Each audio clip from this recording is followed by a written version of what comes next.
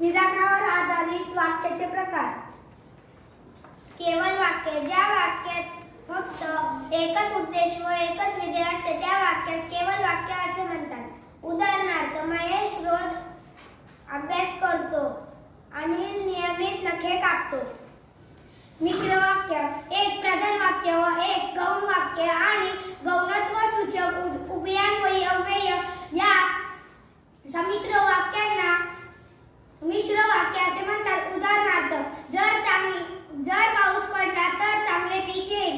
जर चांगला अभ्यास केला तर चांगले गुण मिळतील. दोन वाक्य प्रधानत्व संयुक्त वाक्य. दोन वाक्य प्रधानत्व सूचक उभयान्वयी अव्यय यांनी जोडली असता जे जोडवाक्य तयार होते त्यास संयुक्त वाक्य म्हणतात. उदाहरणार्थ, कुबेर शाळेहून आला आणि खेळायला गेला. आई संध्याकाळी कामावून येते आणि स्वयंपाक करते.